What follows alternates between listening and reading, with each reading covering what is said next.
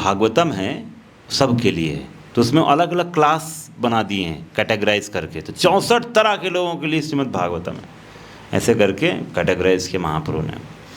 इसी श्लोक का जब वो चैतन्य महाप्रभु जो है वो गए थे, जब फर्स्ट टाइम जगन्नाथपुरी जब गए थे, बिल्कुल भागते भागते भागते गए, और जैसे जो पूरी मंदिर के अंदर गए और तो उनको रोक लिया पांडा लोगों ने, तो बेहोश होकर गिर पड़े।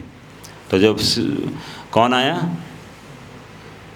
था, सार्वभौम भट्टाचार्य जब आए, तो सार्वभौम भट्टाचार्य ने जो है उनको बोला, इसका सिम्टम बॉडी का तो ठीक लग रहा है, तो कुछ दिव्य लग रहा है। तो उसने मॉनिटर चेक वेक किया, शास्त्र के मैं पैरामीटर से चेक किया, दिव्य बातें, जिसके शरीर में दिव्य लक्षण दिखाई दे रहे हैं। तो फिर उनको जो है अपने घर पे लेकर चले गए, और घर में ले जाने के बाद जो है उनको जब होश आया तो बोला, तुम इतना भरी जवानी में क्यों ले लिया सन्यास? ठीक, अगर ले भी लिया तो जो है इस सड़क पे जो संकीर्तन करते हुए क्यों घूम रहे हो? वेदांत का स्टडी करो ना। तो दूसरा एक और महत्वपूर्ण विषय है जो हमें जानना चाहिए श्रीमद् भागवतम के संदर्भ में, कि वेदांत जो है, जो सब कंक्लूजन सूत्र फॉर्म में वेद व्यास ने लिख दिया था, जिसमें आप जैसे आप अथा तो ब्रह्म जिज्ञासा, ये जो आप जन्माद्यस्यतः, तो ये जो कुछ सूत्र हैं जो हमें पता है भागवतम में, सब ये सारे सूत्र, वेदांत सूत्र जो है, ये समरी वो सूत्र फॉर्म, मतलब फॉर्मूला रूप में वेदों का सार लिख दिया गया है वेदांत। बहुत लोग वेदांत स्टडी करते हैं, तो बोला आप वेदांत का अध्ययन क्यों नहीं करते हो? ये क्या सब है जो ये कीर्तन संकीर्तन कर रहे हो? तो बोला मैं पढ़ा दूंगा तुम्हें। बोला ठीक है गुरुजी, आप ही पढ़ाइए। महाप्रभु को 7 दिन तक पढ़ाते रहे। और महाप्रभु जो है वो कोई प्रतिक्रिया नहीं दे रहे हैं। पता नहीं कि भाई, बोला तुमको समझ में आ रहा है? ये तो पूरा समझ में आ रहा है, तो कुछ भी समझ में नहीं आ रहा है। बीच में कुछ प्रश्न पूछो ना, कुछ करो। तो महाप्रभु बोलते हैं कि जब आप जो है श्लोका बोलते हैं तो पूरा समझ में आ जाता है, लेकिन जब आप उसका अर्थ समझाते हैं तो कुछ समझ में नहीं आता है। अरे, तो उसी समय जो है ये जो श्लोक था आत्माराम, इस श्लोक का महाप्रभु ने जब 64 तरीके से वर्णन किया, तो इनको समझ में आ गया सार्वभौम भट्टाचार्य को कि ये सिर्फ भगवान ही कर सकते और कोई नहीं कर सकता। तो वहाँ से तो इससे पता चलता है कि जो है Bhagavatam is meant for everyone, all class of people को। नोबडी कैन डिनाई कि मेरे लिए भागवतम नहीं है। सबको भागवतम जो है, उनके भागवतम सब पे जो है दवाई का काम करेगा, हर व्यक्ति को अमृत की तरह काम करेगा वो। और एक चीज़ जो बताना चाह रहा था, वेदांत का जो कमेंट्री है, बहुत बार जैसे लोग बोलते हैं आपके पास वेदांत का कोई जो है कमेंट्री नहीं है। अरे वेदांत जिन्होंने लिखा श्रील व्यास देव ने, उसकी ही कमेंट्री है श्रीमद् भागवतम, नेचुरल कमेंट्री। मतलब उसको कमेंट्री, उसका जो भाष्य है श्रीमद् भागवतम, लास्ट बुक। तो सेकंड लास्ट बुक है कौन? वेदांत सूत्र। लास्ट बुक है वेद व्यास की श्रीमद् भागवतम। इसलिए इसकी हम सिर्फ इसकी कैटेगरी हम बियॉन्ड ऑल अदर पुराण भी कर लेते हैं, क्योंकि ये बाकी पुराण जैसे हैं कुछ सतोगुण मिश्रित लोगों के लिए, ये उससे भी अलग है, शुद्ध सत्व वालों के लिए भी है। ठीक है, तो इस तरह से Bhagavatam has its own position. जैसे आज सुबह हम डिस्कशन कर रहे थे, बाकी पुराण तभी तक चमकेंगे सभा में जब तक भागवतम चमकना शुरू नहीं किया है। मतलब जब तक भागवतम का डिस्कशन शुरू नहीं हुआ तब तक बाकी पुराण वो अपना शाइनिंग करेंगे, लेकिन भागवतम के आते ही शाइन करना बंद कर देंगे। शाइन करेंगे लेकिन दिखेंगे नहीं, क्योंकि भागवतम की जो शाइनिंग है वो बढ़ जाएगी। ये बताओ, भागवतम के अंत में वेद व्यास लिख रहे हैं, ये नहीं कि मैं कोई अपने से बना के बोल दिया। भागवतम में वेद व्यास लिख रहे हैं। बाकी पुराण तभी तक चमकेंगे जब तक भागवतम चमकना चालू नहीं किया। सूर्य के सामने जुगनू हो जाएंगे, ऐसे बोलना है, समझ रहे हैं। तो भागवतम की ग्लोरी है, यू हैव टू अंडरस्टैंड। और इसीलिए जो है भागवतम हमारे लिए महत्वपूर्ण है। और दूसरा पॉइंट हो गया, एक पॉइंट पे हमने आपको समरी कर दिया, वाई भागवतम इज़ इम्पॉर्टेंट। हाँ, और कोई बताएगा भागवतम की महिमा, और कुछ स्पेशल है भागवतम में? जल्दी जल्दी, फटाफट, क्विक। हाँ, गलितम फलम, मतलब ये इससे क्या, भागवतम जो है you can start from any part. जैसे फल होता है ना, फल आप कहीं से भी, तो आपको जो है सब जगह से आनंद आएगा। बट फिर भी हम सिस्टमैटिक पढ़ते हैं, canto 1, canto 2, canto 3, like that. हम जो है 12 स्कंद इसके हैं भागवतम के, उनको पढ़ाई करते हैं। जैसे जो पूरे दुनिया में भागवत कथाएं होती हैं, तो वो लोग जो है बहुत लोग डायरेक्ट 10वें स्कंद में जाकर पहुंच जाता है, तो हमें ऐसा नहीं करना चाहिए। 10वां स्कंद भगवान का चेहरा है, तो इसे हम अभी डिस्कस करेंगे। तो भगवान, तो भागवतम जो है वो भगवान का स्वरूप के जैसा है। और सिस्टमैटिक अगर आप अध्ययन करते हो तो आपको भगवत जो है भागवतम के माध्यम से पूरा भगवान का रियलाइजेशन हो जाएगा। तो मैं थोड़ा सा एक है पीपीटी में दिखाता हूँ और थोड़ा सा आपको समझाता हूँ भागवतम के बारे में। आप क्या बोल रही थी माता जी, राधा माता जी? हाँ, शुद्ध भक्ति का है, धर्मा प्रोजित कैटव। जितने भी चीटिंग धर्म हैं उनको भागवतम में त्याग दिया गया है। चीटिंग धर्म मतलब क्या है कि हम धर्म अर्थ काम मोक्ष की तो बात करते हैं, बट भगवत प्रेम की बात नहीं कर रहे हैं, शुद्ध भक्ति की बात नहीं कर रहे हैं, तो व्यर्थ हो गया ना। तो वेद व्यास जो है लिख रहे हैं, of all the sacred Vaishnava scriptures Srimad Bhagavatam is consider the top most level है श्रीमद् भागवतम। मतलब आपको जो है भागवतम घर पे रखा है, मतलब आपने अगर उसको अध्ययन कर लिया, मतलब you have got the essence. जैसे आज सुबह हम चर्चा कर रहे थे, भगवद गीता ग्रेजुएशन स्टडी है, भागवतम पोस्ट ग्रेजुएशन स्टडी है। जैसे आप लॉ बुक में जो है, जैसे लॉ होता है ना, लॉ स्टडी करते हैं, फिर उस पर केस स्टडी करते हैं। तो भगवद गीता में जैसे हम सुनते हैं कि यम यम वापी स्मरण भावम त्यज्यति अन्ते कलेवरम। हाँ, तो जैसे जैसे जिस भाव में हम शरीर त्यागेंगे, वैसे वैसे हमारा जो है अगले बार शरीर प्राप्त होगा। तो हमें जो है ऐसा वर्णन भागवतम में सुनाई देता है। पुरंजन की कहानी आती है, हाँ, जो है नल कुंवर मणिग्रीवा को श्राप मिल गया, अगला शरीर। भरत महाराज की कहानी आती है, तो वो सब मैं अभी थोड़ा समराइज़ करूँगा। तो इस तरह से हमें जो हम पढ़ते हैं भगवद गीता में, जैसे भगवद गीता में 8वें अध्याय में बताया जाता है कि आप जो है इस जो है योगी जो लोग होते हैं वो ध्यान करते हैं, जहाँ जिस लोक में जाना होता पहुँच जाते हैं।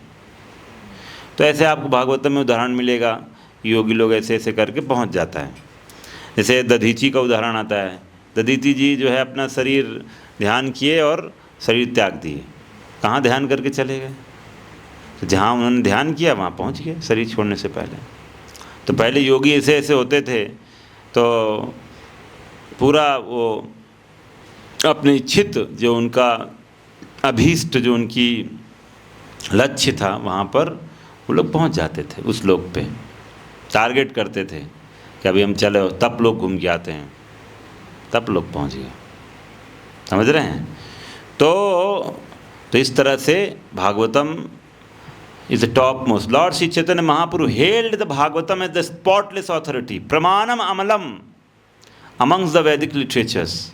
प्रमाण अमलम, अमल प्रमाण है ये, स्पॉटलेस, जिसमें कोई स्पॉट नहीं है, कोई दाग नहीं रह गया है, प्रमाण, ऐसा प्रमाण है सारे वैदिक स्क्रिप्चर्स का। श्री रूप गोस्वामी इन हिज भक्ति Rasamrita Sindhu declared that hearing Shrimad Bhagavatam is one of the 5 most potent forms of भक्ति योगा। तो जैसे बता रहे थे कि जैसे भागवतम आपको सुनना है, जब परीक्षित महाराज जो है भागवतम सुन रहे हैं, मतलब सुखदेव गोस्वामी जब सुनाना आरम्भ किए हैं, तो सब कोई ऐसा नहीं बोल रहे हैं कि जो है आप जो अब ना अब अपना अपना जो है आसन बना लीजिए, आप बोले सुख आसन में रहिए, आप सुख आसन में रहिए। तो मतलब जो आराम से बैठिए, कोई दिक्कत नहीं है, लेकिन ऐसा मत बैठिए कि नींद आ जाए। तो सुख आसन में रहिए। तो मतलब ऐसा नहीं, तो बड़े बड़े लोग बैठे थे और जो है 7 दिन में मतलब भागवतम 7 दिन से पहले ही सुनने के बाद 7 दिन से पहले ही सुन लिया था परीक्षित महाराज, और पूरा मुक्त आत्मा भगवत प्रेम प्राप्ति कर ली थी उन्होंने। तो सब बड़े आश्चर्यचकित थे कि ऐसा क्या है भागवतम, ऐसा क्या सुनाने जा रहे हैं सुखदेव गोस्वामी जो 7 दिन में, इतने कम समय में जीवन का भी लक्ष्य प्राप्त हो जाएगा। सब चौंक रहे थे, क्योंकि वहाँ पर एक से एक बड़े बड़े योगी बैठे थे, हजारों हजारों लाखों लाखों साल ध्यान करके भी बैठे थे, और वो भी उस कथा में सुन रहे थे। तो सबको लग रहा था कुछ विशेष, कुछ आसन वासन बताएंगे लग रहा है। हाँ, तो ऐसा कुछ भी नहीं है, सुखासन में बैठो और कोई कार्य मत करो बोल रहे थे। कोई कार्य मत करो मतलब जीवा भी नहीं चलाना है, और जीवा तो चलाने का काम सुखदेव गोस्वामी का था, कोई भी काम नहीं करना है। आपको जो है बिल्कुल जो है कोई एक्शन नहीं, सिर्फ कान जो है हमारा एक कान ही है जो कोई कार्य नहीं, बस अपने आप ही जाता रहता है उसमें। तो इस तरह से भागवतम श्रवण करने मात्र से सोचिए, वो बड़े बड़े जो योगी जन थे जिनको मतलब इतना कुछ करके आए थे, तपस्या, ये ध्यान व्यान सब बैठे थे, उनके सामने श्रीमद् भागवतम की महिमा को स्थापित किया सुखदेव गोस्वामी ने। तो रूप गोस्वामी भी बोलते हैं 5 तरह के पोटेंट फॉर्म होते हैं भक्ति योग में। इसमें एक होता है कि आपको मतलब भगवान का नाम लेना, नाम भगवान का, हरे कृष्णा कृष्ण कृष्ण हरे हरे, हरे राम राम राम हरे हरे। तो ये एक होता है। दूसरा होता है कि हम जो है भगवान के धाम में या उनके मंदिर में, जैसे जहाँ भी, वहाँ भगवान के घर पे स्थान में रहें, वास करें। तीसरा होता है कि जो है हम भगवान के अर्चन विग्रह की सेवा करें। ये सब 5 पोटेंट फॉर्म हैं यहाँ। और एक उसमें से होता है कि हम भगवान का श्रीमद् भागवत कथा को सुने। पोटेंट फॉर्म एक क्या रह गया, एक कौन सा रह गया? एक हो गया अर्चन, एक हो गया चैंटिंग, एक हो गया धाम में रहना, और एक हो गया भागवतम श्रवण, और एक क्या रह गया, एक याद नहीं आ रहा है, क्या रह गया? 5 पोटेंट फॉर्म में चैट में लिखो।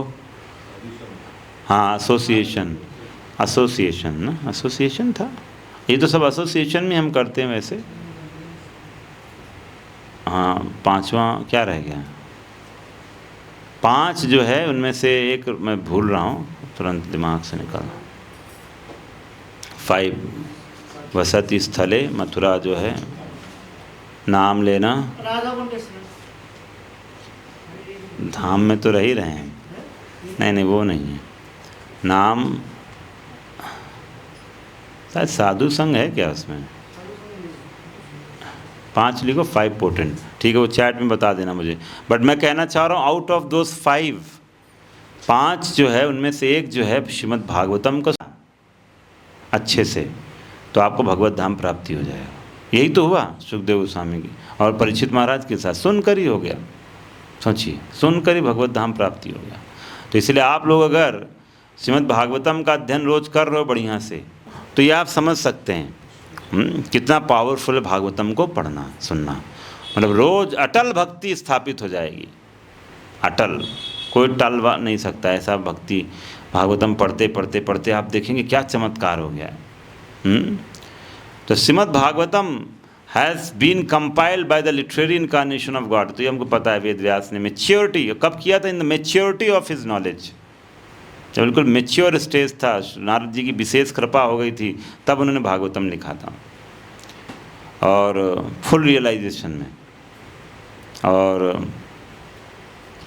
और इस तरह से भागवतम की महिमा है। और हम थोड़ा सा, जैसे ये आज फ़ोटो भी शेयर किया था मैं, तो ये देखो, ये आप जो है यहाँ पर देख भी सकते हो। अरे कहाँ गया? हाँ, अलग अलग कैंटो जो है, प्रथम स्कंद और द्वितीय स्कंद भगवान के चरण कमल है, तृतीय स्कंद भगवान की थाई, तृतीय और चतुर्थ 2 थाई हैं भगवान की जंघा, 5वां जो नवल है जो है भगवान का जो और नाभि, 6ठा जो है चेस्ट सीना है, आर्म्स हो गए, 7वां 8वां भगवान के भुजाएं हैं, 9वां भगवान का गला है नेक, 10वां भगवान का फेस है, 11वां भगवान का फोरहेड है और 12वां जो है भगवान का सिर है।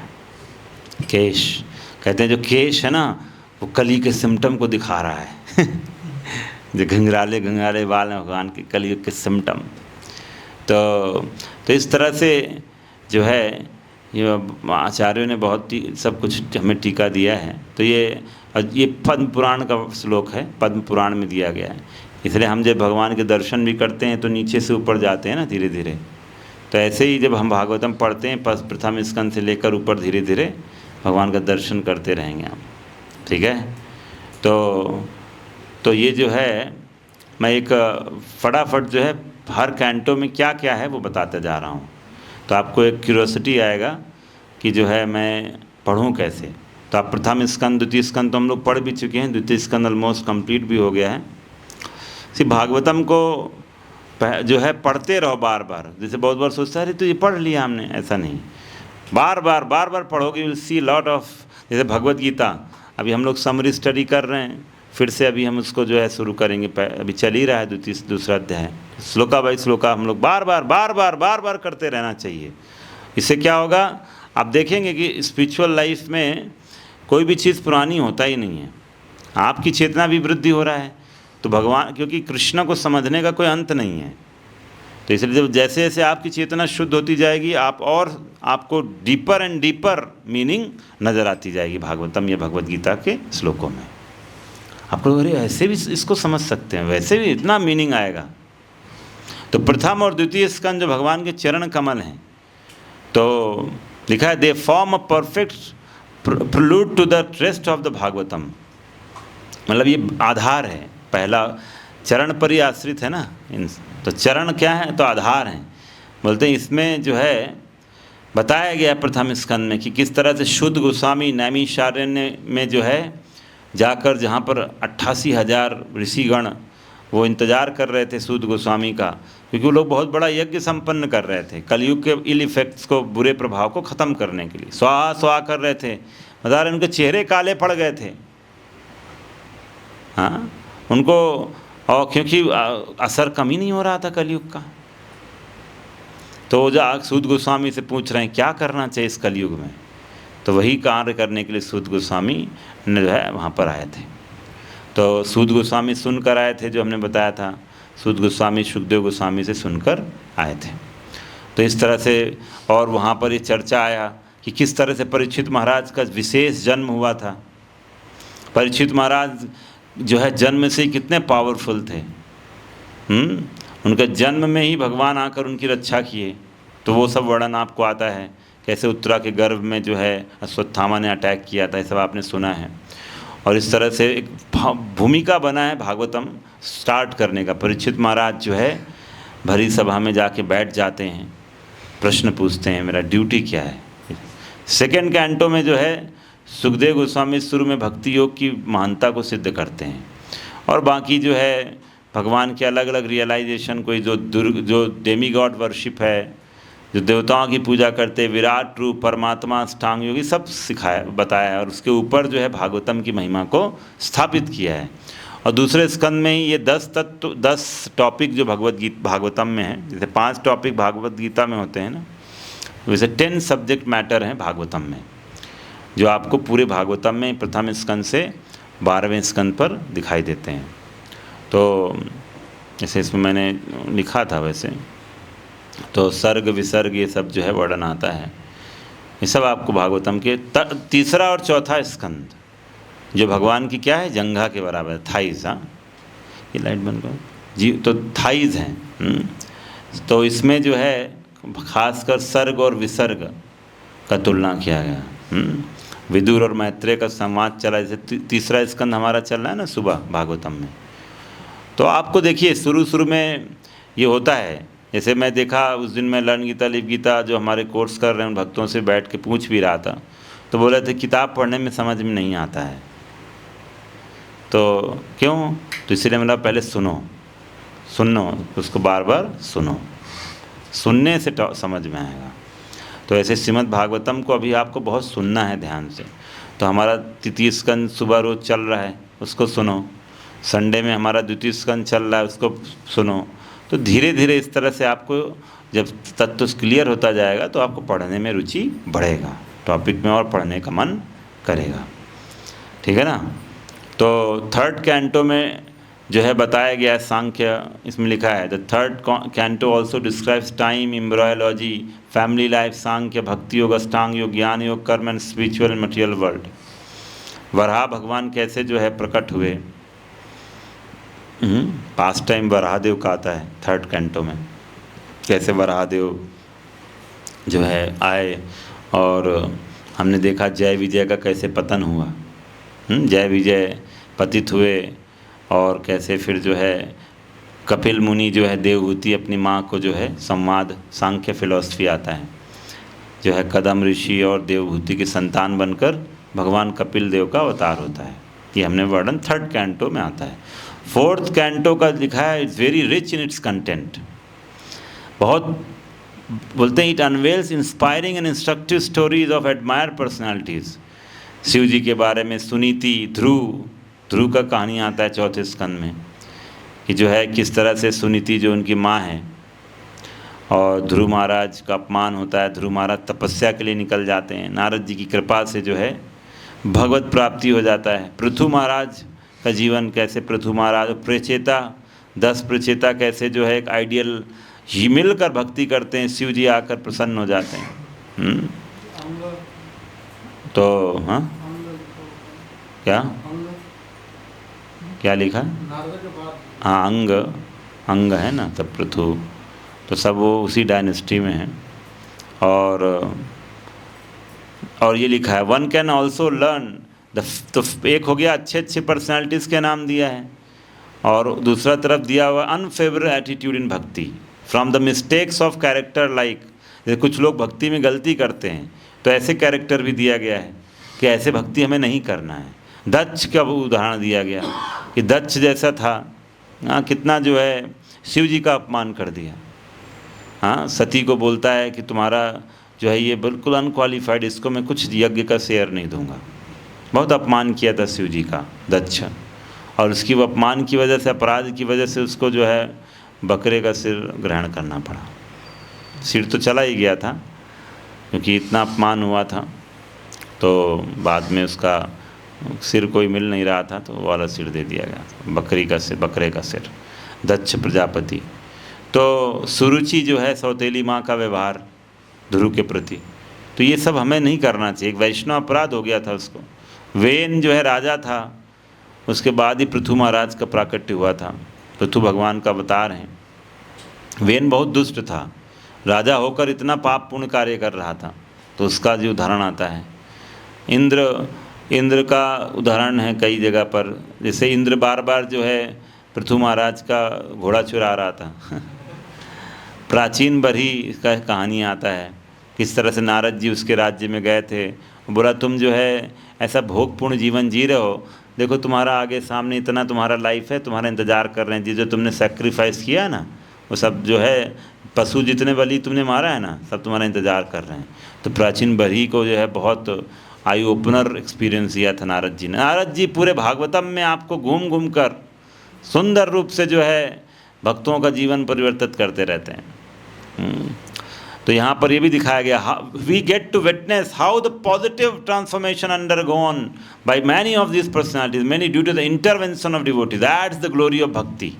भक्त के जीवन में आने से कैसे जो है महान कार्य हुए हैं, सब ये आपको देखने को मिलेगा चौथे स्कंद में। जैसे शिव जी आए तो प्रचेताओं को जाके गाइडेंस दिया, नारद जी आते थे तो जो है दक्ष के कई संतानों को उद्धार कर दिया। जाते थे 1000 पुत्र, तो जाकर उनको गाइड करते थे, बोले तुम क्या कर रहे हो, फॉलो योर जो है अपने सीनियर भाइयों को फॉलो करो। तो ऐसे करके नारद जी बड़ा प्रचार किए। तो दक्ष प्रजापति ने वहाँ पर ना नारद जी को श्राप दे दिया, तुम जो है एक जगह पर नहीं ठहर पाएगा। तो वही श्राप जो है प्रभुपाद बोलते हैं भक्तों को भी लगता है, इसलिए भक्त जो है घूमते रहते हैं। भक्तों को श्राप अच्छा लगा ना, अच्छा है, भक्त अगर एक जगह पर ठहरेगा तो फिर प्रचार कैसे होगा, तो भक्त घूमता रहता है। तो 4 स्कंद बड़ा अच्छा। 5th कैंटो जो लोटस नेवल है, भगवान की नाभि है, हाँ पूरा इसमें जो है वैदिक कॉस्मोलॉजी का वर्णन आता है। ये लिखा है कि सर्ग और वो विसर्ग का टॉपिक है secondary creation, primary creation 3rd canto में आता है। पूरा जो है बढ़िया से राज्य काज संभाला और इन्होंने कई डिवीजन्स किए थे ब्रह्मांड के, अपने रथ से वो सब वर्णन आता है प्रियव्रत महाराज। और उनके राज्य में फिर और अग्निध्र, नाभि, ऋषभदेव, भरत महाराज का प्राकट हुआ। उसी वंशावली में भरत महाराज है जो अपनी गलती की वजह से उनको हिरण बनना पड़ा और फिर जड़ भरत महाराज के रूप में प्रकट हुए और किंग रहुगणा को उन्होंने सुंदर उपदेश दिया था भक्ति का। तो all these episodes कल्मिनेट्स in glorification of भक्ति। किस तरह से सोचो, जड़ भरत महाराज जो है इतना सुंदर लीला था, चंडी के सामने चमचमाती हुई तलवार और इनको जो है बढ़िया से खिला पिला के गले में फूलों का हार, हाँ, और काली के सामने जो है बस उनको गला काटने ही वाले थे। और काली जो है एक शुद्ध परम वैष्णव, उसका देख नहीं पाई और काली निकल आई बाहर विग्रह से, खड्ग तलवार लेकर अपना इन सारे को सबको पहले निपटा दिया, सबका सिर काट काट के, हाँ, अपने जो है फॉलोअर्स को भोजन के रूप में परोस दिया।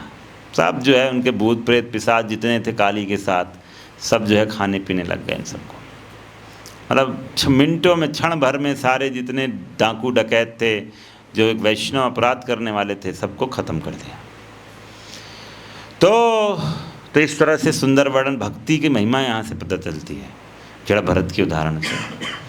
और the latter half of this canto discusses sthanam, the positioning of various, कैसे जो है सृष्टि है प्लैटर। हाँ, 5th कैंटो में वर्णन आता है लास्ट में कि जो है अलग अलग प्लैनेट में कौन कौन रहता है। जैसे आप 14 भुवन देखते हो ना, तो 14 भुवन में कहाँ पर कौन रहता है, क्या करते हैं वहाँ पर लोग।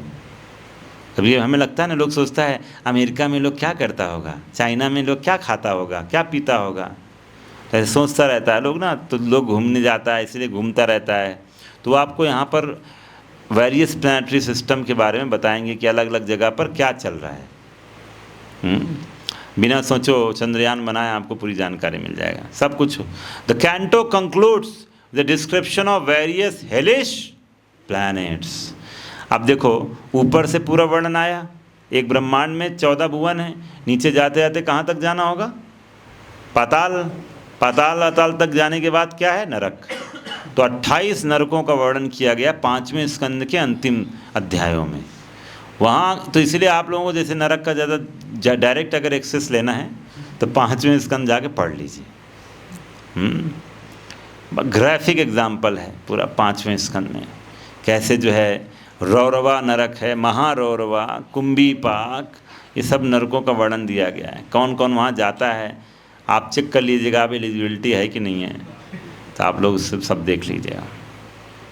तो इस तरह से यहाँ पर 5th कैंटो एंड होता है। 6th कैंटो, अब जब हुआ क्या कि जो है वर्णन हो गया, नरकों का वर्णन हो गया, तो परीक्षित महाराज थोड़ा सा मतलब इतना भयानक स्थिति, मतलब उनको लगा कि देयर इज नो होप, हर जीव को तो जाना पड़ेगा यहाँ,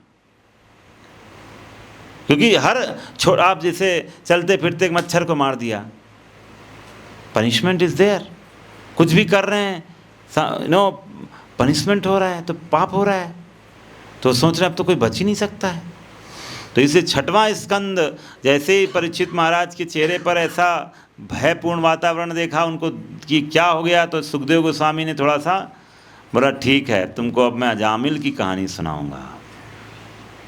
अजामिल की कहानी, जो ऐसे ही जीवन जी रहा था, पूरा जीवन पाप पूर्ण जीवन था। बचपन में इतना अच्छा ब्राह्मण कुल में जन्म हुआ था, लेकिन कुसंग की वजह से जो है उसका कितना पतन हो गया। 88 साल उम्र हो गया था और जो है कि पूरा भूल गया था अपना जो है क्या उसका भक्ति था, और अपने सबसे छोटे बच्चे का नाम क्या रख दिया? नारायण। अरे वाह! तो नारायण रख दिया, और इस तरह से जो है उसका कैसे उद्धार हो गया मोमेंटली वो जो उस समय, तो ये वर्णन आता है। तो ये सुनकर परीक्षित महाराज के माध्यम से सुखदेव गोस्वामी ने सबको इनकरेज कर दिया। हाँ, वो सुंदर कहानी सुनकर किस तरह से एक पूरा डिस्क्रिप्शन आता है कि जो है किस तरह ये जो यमदूत आए थे अजामिल को लेने के लिए, वो डायलॉग करते हैं यमराज के पास जाकर कि सर एक केस बहुत ही अजूबा हमको मिला है। हाँ, रांची के जो है कांके रोड में एक केस आया है। हाँ, वहाँ पर जो है ऐसा ऐसा स्थिति हुआ है और हमें जो है समझ में नहीं आ रहा, हमारी जो केस आपने जो हमें अब तक नियम दिए हैं वो नियम से ऊपर निकल गया है, कुछ एक्सेप्शन है लग रहा है, एक्सेप्शन टू द रूल। हम जो जाते थे लोगों को आप बोलते थे पाप किया लेके आना है, और एक ऐसा केस आया है कि हमें जो है बोल दिया गया कि ये क्वालिफाइड ही नहीं है, आपकी नहीं जा सकते, आप इसको बुक नहीं कर सकते हैं, इसको नहीं ले जा सकते हैं यमराज के पास। Beyond it, he is now beyond the jurisdiction of Yamraj. ऐसा क्या कर दिया है, वो केस एक्सेप्शन क्या है? तो ये चर्चा होता है, फिर बोलते हैं अच्छा तुम हमारे भगवान के जो है उनके मैसेंजर विष्णुदूत का दर्शन करके आए हो, लग रहा है बहुत भाग्यशाली हो तुम। और फिर जो है यमराज बड़े आनंदित होकर अपने जो है सिपाहियों को बताते हैं, यमदूतों को महिमा बताते हैं कि 12 महाजन हैं हम सब लोग। और यमराज गुणगान करते हैं भक्ति का, नाम की महिमा का गुणगान करते हैं। बोला आज के बाद मेरे वैष्णव भक्तों के पास आसपास दिखना भी मत तुम लोग, तुम्हारा उधर कोई लेना देना नहीं है। तो इसके बाद सुखदेव गोस्वामी विसर्ग का मैटर फिर से शुरू कर देते हैं। एक तो मतलब ये बीच में बताया ना, देखो बीच बीच में भाव के हिसाब से भी बता रहे हैं। देखो वो डिस्कशन चल रहा था, फिफ्थ कैंटो में पाताल का, नरक का। फिर देखा अरे मूड इसका क्या हो गया, थोड़ा सा ये डर रहा है, कुछ हो रहा है, तो बोला ठीक है अजामिल की कहानी शुरू करते हैं। लेकिन फिर से देखा बिल्कुल प्रसन्न चित्त हो गया परीक्षित महाराज कि भगवान का नाम बस प्रचार करो, बड़े से बड़े लोगों का, पापियों का भी उद्धार होने वाला है। तो ये उनको इतना आनंद आ गया। इसके सुनने के बाद फिर से उन्होंने अपना विसर्ग जो सेकेंडरी क्रिएशन का टॉपिक कंटिन्यू रखा। तो दक्ष प्रजापति की 60 डॉटर्स, 60 पुत्रियाँ थीं, कैसे उन्होंने अलग अलग ऋषियों से उनका विवाह किया। और फिर यहाँ पर वर्णन ये भी आता है इंद्र का कि जैसे वृत्रासुर को कैसे 6वें स्कंद में ही आता है, इंद्र जो है किस तरह से वो वृत्रासुर का वध कर रहा था। और वृत्रासुर कौन था? वो चित्रकेतु महाराज। चित्रकेतु महाराज भगवान के भक्त थे। यहाँ पर भी एक्चुअली वृत्रासुर का जो है किस तरह से दिखाया जाता है कि वृत्रासुर का पिछले जन्म का पूरा भक्ति जो है एज इट इज़ कंटिन्यू रहा। असुर शरीर मिला था फिर भी उन्हें अपनी भक्ति का पूरा ज्ञान था।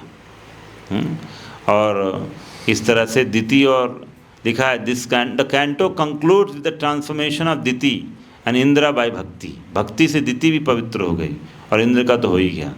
7th and 8th कैंटो जो भगवान की भुजाएं हैं, उति और inclination which is 2 type, auspicious और inauspicious. Auspicious and inauspicious inclination of jiva lead them to perform pious and impious act, which becomes the cause of their future happiness and distress in various births. The 7th canto represent 2 types of bhakti. 2 तरह की भक्ति को दिखाता है 7वां स्कंद। शुद्ध भक्ति जो प्रहलाद महाराज ने किया था, ठीक है ना, और मिश्र भक्ति और वर्णाश्रम फॉलोअर्स जो उन्होंने किया। इन लास्ट 5 चैप्टर मिश्र भक्ति इज मिक्स्ड विद कर्म ज्ञान एज अ मेजर और माइनर एलिमेंट। तो इस तरह से हम देखते हैं पूरा 7वां स्कंद प्रहलाद महाराज की जीवन से चरित्र पर है। बहुत डिस्क्रिप्शन, मतलब प्रहलाद महाराज का जैसे वर्णन कहीं नहीं मिला है, इतना ज़्यादा वर्णन है प्रहलाद महाराज का। कैसे उनकी शिक्षाएँ, उनकी प्रार्थनाएँ, हाँ, उनका जो संघर्ष हिरण्यकश्यप के सामने, सब कुछ वर्णन आता है अलग अलग अध्याय में जो हम नरसिंह चतुर्दशी में सुनते हैं। हाँ, 7वां स्कंद। और इसमें 8वां स्कंद कहाँ दिया है? हाँ, 8th कैंटो जो है वो उसमें मनु के अलग अलग अवतारों का वर्णन आता है। मनु जो एडमिनिस्ट्रेटर होते हैं यूनिवर्स के। 14 मनु आते हैं ब्रह्मा जी के एक दिन में, 1000 चतुर्युग में उनका अलग अलग 71 चतुर्युग एक मनु के टाइम पीरियड होता है। और फिर हम देखते हैं यहाँ पर in every manvantara there are 6 kinds of personalities who manage various function of the universes. जैसे मनु हो गया, मनु के पुत्र और देवता लोग, इंद्र, 7 ऋषि और मनवंतर जो भगवान का अवतार होता है, ये चेंज होते रहते हैं हर बार। 6 कितना 6 बताया ना, हाँ 6 लोग, तो ये चेंज होते रहते हैं हर मनु के टाइम में। तो 14 मनु आए तो मनु चेंज, उनके पुत्र चेंज, और डेमी गॉड्स देवता उनकी पोजीशन चेंज हो जाती। हर मनु के टाइम में एक इंद्र चेंज हो जाएगा। जैसे 7वां मनु चल रहा है तो हमारे पुरंदर इंद्र हैं, 8वां मनु आएगा तो हमारे इंद्र हो जाएंगे बलि महाराज। सो लाइक दैट सारे 14 मनु के कौन कौन इंद्र होंगे वो वर्णन भागवतम में आता है। फ्यूचर में कौन कौन आएगा, जैसे सप्त ऋषियों में अश्वत्थामा का भी नाम आता है आगे चल के। अश्वत्थामा सुधर जाता है ना, तपस्या करके पनिशमेंट मिल के सुधर जाता है। तो इस तरह से सुखदेव गोस्वामी बताते हैं पास्ट, प्रेजेंट और फ्यूचर। 7वां मनु का टाइम चल रहा है, आगे 7 मनु और जो आएंगे उसके टाइम में कौन कौन सप्त ऋषि होंगे, कौन कौन देवता वो इंद्र होने वाला है, सब वर्णन भागवतम के इस 8वें स्कंद में आपको मिलने वाला है। सोचिए, तो इसका मतलब वो great personalities are there, they are residing in heavenly realm, और वो इंतज़ार कर रहे हैं रूल करने के लिए। इस तरह से समझिए। तो फिर यहीं पर जो है 8वें स्कंद में भगवान के एक मनवंतर अवतार का वर्णन भी आता है, और वहीं पर गजेंद्र का उद्धार का लीला आता है, समुद्र मंथन की लीला आती है, सुंदर लीला है। बलि महाराज कैसे वामन देव को जीत लिए, ये वर्णन आता है, और मत्स्य अवतार का भी लीला आता है। तो इससे क्या समझ में आता है, ये 8वां स्कंद भरा पड़ा है भगवान कैसे अपने भक्तों की रक्षा करते हैं। 9th कैंटो जो है भगवान का नेक है, गला। तो यहाँ लिखा है इन predominantly describes in Anukantha or the topics of the Lord and his devotees. This canto describes the stories of various devotees and lords incarnations in the Sun dynasty and the Moon dynasty. हाँ, 9th canto में चंद्रवंश और सूर्यवंश जबरदस्त वर्णन है, पूरा आपको मिल जाएगा। कुछ सूर्यवंश के प्रोमिनेंट राजा जैसे सुद्युम्न, अम्बरीश, सगर, इक्ष्वाकु, रामचंद्र, भगवान रामचंद्र 9वें स्कंद में पूरा लीला, शॉर्ट में पूरा एक अध्याय में रामायण खत्म कर दी है। क्योंकि सुखदेव गोस्वामी इसलिए भी कर दिए बिकॉज बहुत लोग रामायण पढ़ा हुआ था, रामचरितमानस जानता था, तो ज़्यादा डिटेल में नहीं है। And the moon dynasty has Kings like Pururava, Yayati, Yadu. Yadu जैसे ही मून डायनेस्टी का वर्णन आया, यदु का वर्णन आया, तो यदु के ही उसमें भगवान आए, यदु कुल में। तो इस तरह से यदु कुल में भगवान कृष्ण का प्राकट्य हो गया। 9वें स्कंद में इन्होंने कृष्ण का प्राकट्य करा दिया था। However glorious a dynasty may be, none of its king or members forever enjoy its opulence. Only the bhakti one has rendered with a sincere heart remains with the self as the eternal asset. तो ये देखने को मिलता है हमको, इतने राजा आए, इतने राजाओं का शासन था, लेकिन कोई भी इटर्नली नहीं रह पाया। सिर्फ जो भक्ति जिसने किया है सिंसियर हार्ट से, वही भगवान, वही उसकी इटर्नल असेट बनकर रह पाई। तो ये सुंदर हमको देखने को मिलता है 9वें स्कंद में। और अब हम आते हैं 10वां स्कंद, इसमें हाँ 10th कैंटो, जो भगवान का सुंदर लोटस फेस है, जहाँ पर ये आश्रय है। एक्चुअली ये आश्रय तत्व है कि मतलब सारे जो सबका आश्रय श्री कृष्ण है। तो 10वां कैंटो जो भगवान श्री कृष्ण को प्रकट करता है। कृष्ण तो भगवान स्वयं, सारे अवतारों का स्रोत है भगवान कृष्ण। तो इसलिए भागवतम पूरा 9 स्कंद भूमि एक तरह से सेट किए भगवान कृष्ण को प्रकट करने के लिए। इसलिए लॉन्गेस्ट कैंटो है ये, 90 अध्याय हैं। वृंदावन, मथुरा, द्वारका, हस्तिनापुर, अलग अलग जगह पर भगवान कृष्ण कैसे कैसे लीलाएं किए, सब वर्णन आता है। सुंदर मतलब भगवान के दिव्य गुणों का वर्णन, उनके भक्तों के साथ उनकी प्रेम लीला का वर्णन, किस तरह से भगवान अपने भक्तों को उद्धार कर रहे हैं, ये सारा वर्णन आपको 10वें स्कंद में मिलता है। जैसे हमने बीच में देखा था जो श्यामंतक मणि लेने के लिए भगवान कृष्ण कैसे गए, तो ये सब हमको देखने को मिलता है 10वें स्कंद में। सो लिखा है, they constitute the most precious gift for the devotees to absorb themselves in Krishna's glories. तो भगवान इसीलिए प्रभुपाद जी ने जो है अलग से 10वां स्कंद का टीका किताब दे दिया। कौन सी? कृष्ण बुक। वो 10वां स्कंद के 90 अध्याय आपको मिलेंगे Krishna supreme personality of Godhead किताब में। 11th canto that correspond to the forehead of Krishna predominantly describe the topic of mukti और लिबरेशन। मुक्ति और लिबरेशन के बारे में है। मुक्ति जो 10 टॉपिक में से एक है मुक्ति। इसमें खासकर भगवान कृष्ण कैसे अप्रकट हुए संसार से, वो लीला है। और कैसे जो है सारे जो यदु थे आपस में युद्ध करके प्रभास क्षेत्र में अंतर्ध्यान हो गए, वो लीला है। It contains the highly philosophical conversation between king Nimi and now Yogendra, Lord Krishna and Uddhav. मतलब ये सबसे कठिन, सबसे जो फिलोसफिकल जो है ना, हाई फिलोसफी है 11वें, क्योंकि भगवान का वो है ना फोरहेड, इंटेलेक्चुअल वाला है पॉइंट। तो इसलिए इसमें उद्धव गीत जो है, जैसे उद्धव गीता बहुत इलेबरेट है, एक किताब पूरा, कुछ भक्तों ने इतना मोटी मोटी किताब निकाला है उसका, एक कुछ अध्यायों को लेकर उद्धव गीता।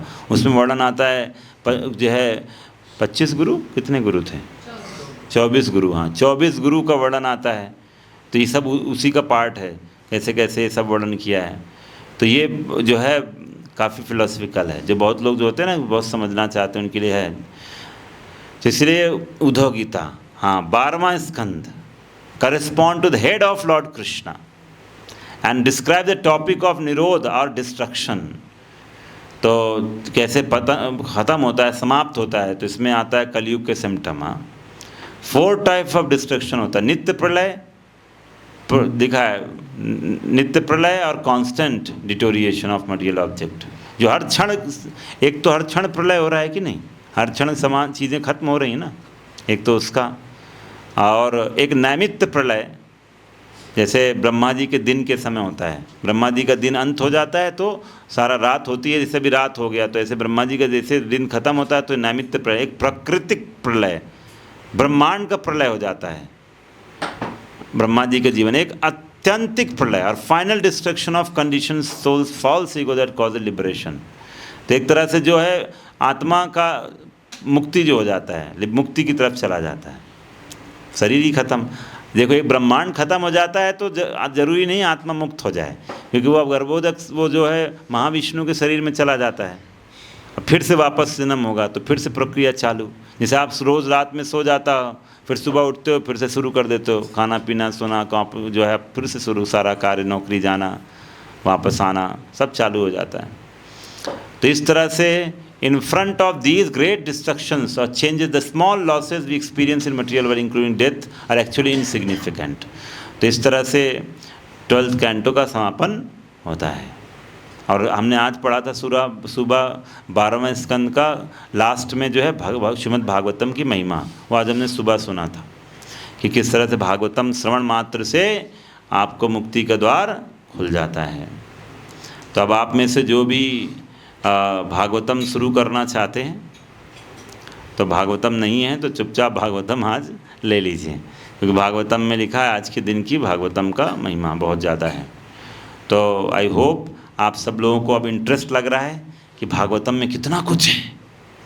हाँ, सुबह भी बोल रहा था आपको बहुत कुछ सुनाने को है। अगर भागवतम आप पढ़ना चालू कर देंगे तो कितना स्टोरीज़ आप सुना सकते हैं अपने आसपास दुनिया में, इतना स्टोरीज़ हैं भागवतम से आप दूसरों को सुना सकते हैं। ये उधर उधर की स्टोरी नहीं सुनाना पड़ेगा आपको, ठीक है। कोई प्रश्न है तो प्रश्न ले लेते हैं।